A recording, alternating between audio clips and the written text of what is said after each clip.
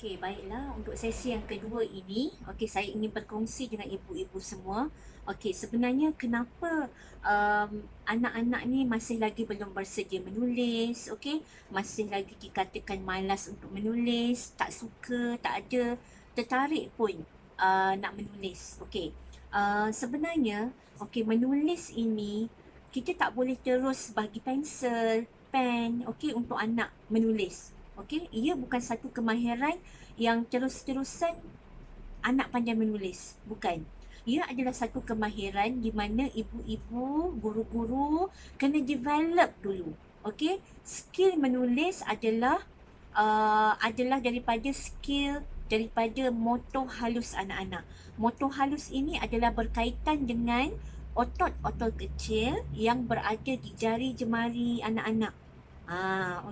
Jadi apabila otot-otot kecil ini masih lagi tidak develop dengan baik, mana mungkin anak-anak dapat menulis dengan baik.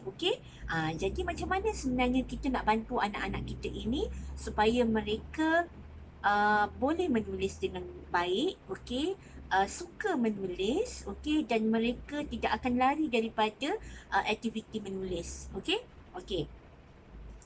Sebenarnya aktiviti menulis saya katakan tadi adalah berkaitan dengan kemahiran motor halus. Sebelum anak-anak ini pergi ataupun develop dia punya motor halus dia sebenarnya kena ataupun seiring dengan perkembangan motor kasarnya sekali. Motor kasar ni apa? Motor kasar adalah pergerakan yang melibatkan otot-otot yang besar. Seperti berjalan, berlari, melompat, skipping.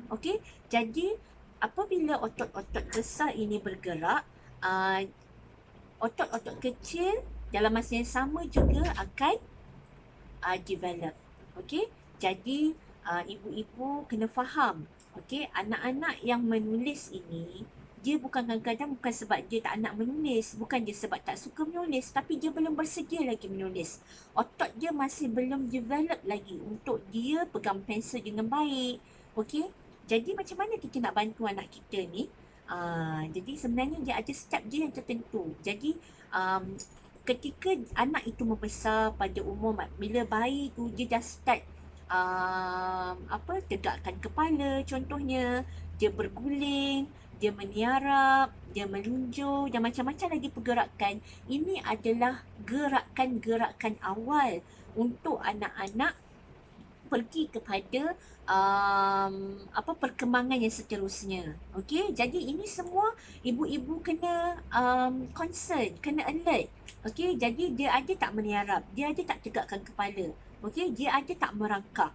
Jadi step-step inilah yang penting. Jadi bila mana dia mencapai umur tertentu, contoh 4, 5, 6 tahun, kita dah boleh tahu dah anak kita ni, dia tak bersedia lagi menulis sebab apa? Sebab dia masih kurang lagi pergerakan motor kasar.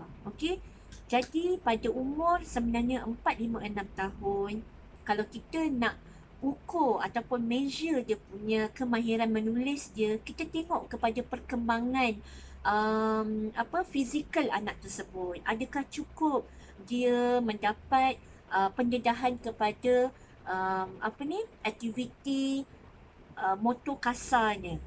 Adakah anak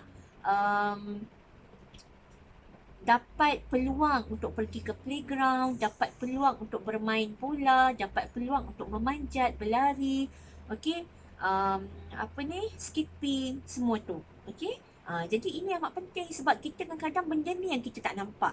Yang kita nampak anak kita tak pandai tulis, anak kita malas tulis, anak kita macam ni macam tu. Jadi kita tak faham perkembangan seorang anak.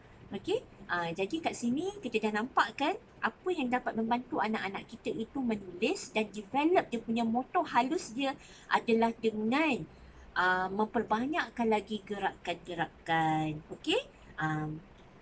Nanti saya akan ceritakan apa pula aktiviti-aktiviti yang dapat membantu anak kita supaya dia dapat membina otot-otot kecilnya, halusnya, supaya mereka dapat mencapai tahap menulis dengan baik. Okey ibu-ibu?